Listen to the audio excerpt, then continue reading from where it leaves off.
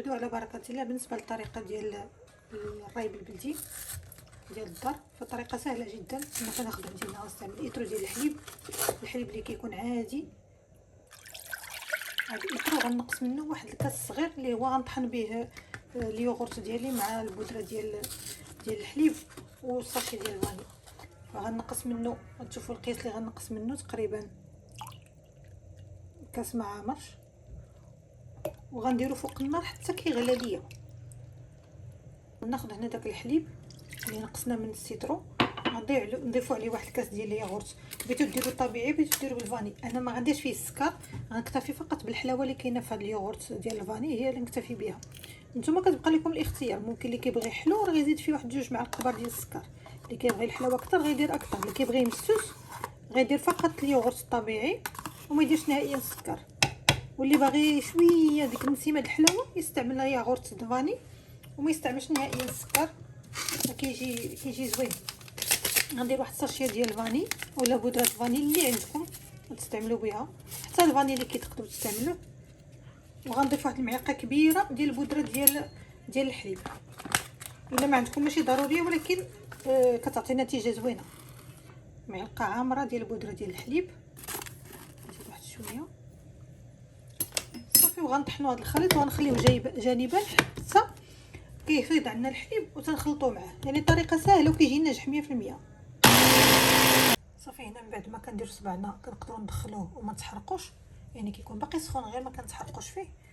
فغادي نضيف داك الخليط اللي درت ديال الحليب كما قلت لكم، ديال الحليب والياغورت والبودره ديال الحليب والفاني، وغنخلط بالزربه. غادي نفرغ الخليط وغنخلطوه عليه بالزربه.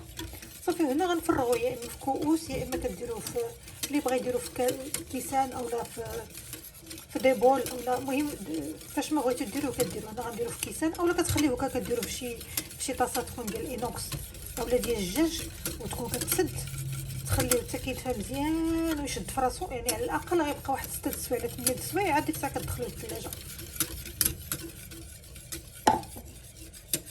وضروري اهم حاجه انكم ملي كديروه كتلويو عليه في شي منطه باش كتبقى ديك السخونيه ديالو كترجع عليه باش كيجي ناجح معنا 100%. صافي انا غنفرغو غير في هاد الكيسان، غنديرو فردين.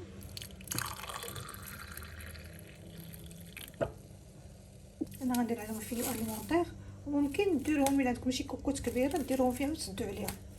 انا غندير عليهم فيلو اليمونطير ومن بعد ندير عليهم منطه، نخلي ديك السخونيه ديالهم كترجع عليهم باش كيجي ناجح معنا 100%.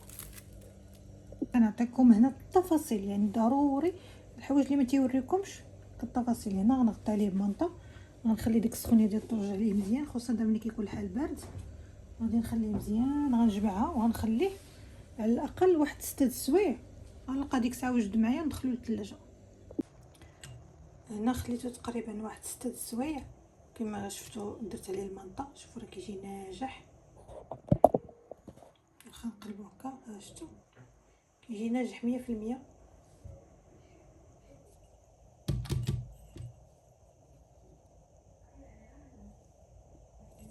طريقه سهله وبسيطه ودغيا كيصدق معكم الريب.